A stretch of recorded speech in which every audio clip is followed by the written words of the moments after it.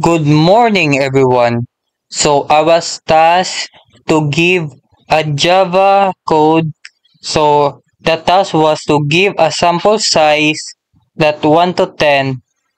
That is take 1 to 10. So for example, if the user asks size equals to 5, so this will show this 1, 1, 1, 1, 1, 1, 1, alternating 1. So this has 1 1, this is a 2 1 3 1, so 4 1 5 1. So, and we'll ask to terminate. If you terminate yes, so it will end. And if you terminate no, it will repeat again to you have to give a sample size. So I already have a code. The application I use is Visual Studio. So first is import Java util scanner. So import Java util scanner. So importing scanner class from Java.utils package to take import from the user. So next public class test or text5. So text5 has to be same as text5.java. So you can write anything. So text5 anything na kwan text. So anything na pangalan. So next public static void main string kanisya ki array args. So public ceremony ang main method, so the starting point of Java program. Di ka kakimo kung wala ni siya. So scanner equals new scanner system.in. So kani siya mo create siya og scanner object to read user input from the console. So string terminate equals no. So kani siya mo declare and initialize siya a string variable terminate to control the loop. The program will keep running until the user enter yes. So next system.out.println. So ang system.out.println mo display siya. So for example, run Java. Mo display siya og size max equals to 10 and same po siya din size minimum equals to 1. So while terminate that equal ignore case another string yes. So kani siya kay mo start a while loop that will continue running until the user enter yes. Then kani siya kay mo ignore class difference in yes. Kani na part. So kaning system out.println gives sample size kay mo ask siya sa user sa user to input integer. Ang integer kay number na siya. Input integer. So kani sample mo butang og size 10 na. Then int size. So int size kay mo declare an integer variable size to store the user input. While true kay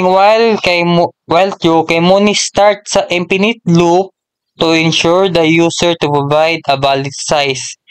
So size equals scanner that next integer ang kaning int kay integer ni siya. Ang buhaton ana kay mo siya to read an integer input from the user. So if size is equals to 1 is greater than 1 and size is less than to 10. So siya mo di mo limit siya ng 1 and to 10. So within 1 to 10 na siya then break.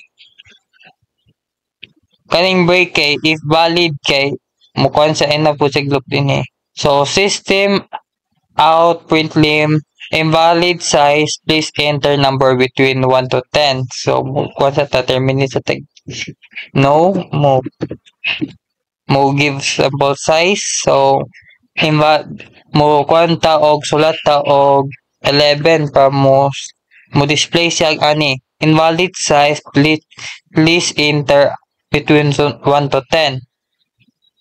So dapat mo enter ka within 1 to 10. So kaning sample 5 na char or character ni sa character. So multi-array, so we'll be using multi-array.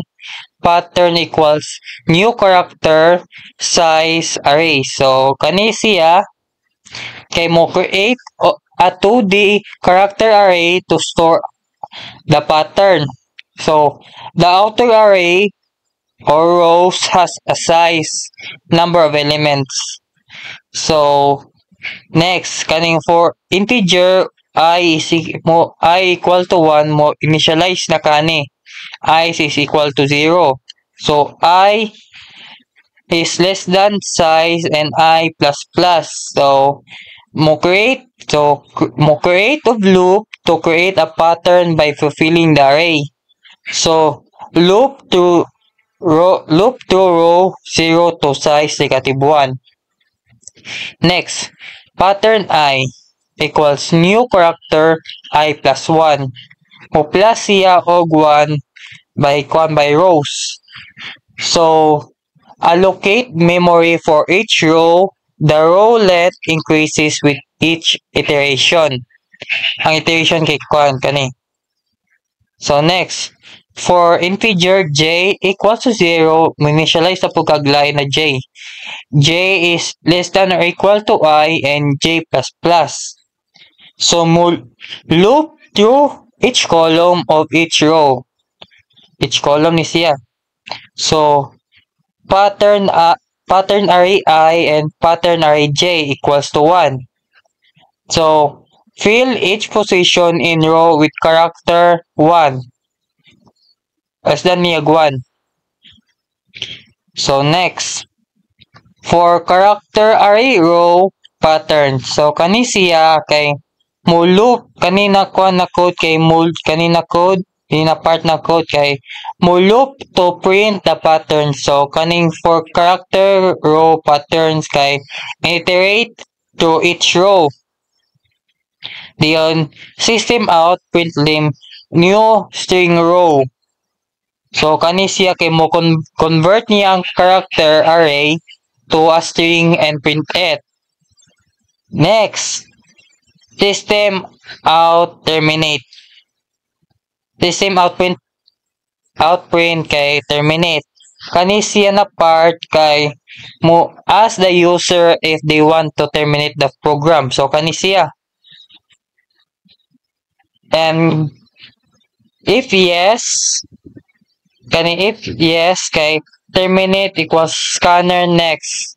Kani siya na parts. If yes entered kay the loop will stop mo undang siya. Diyon system out and mo undang siya. The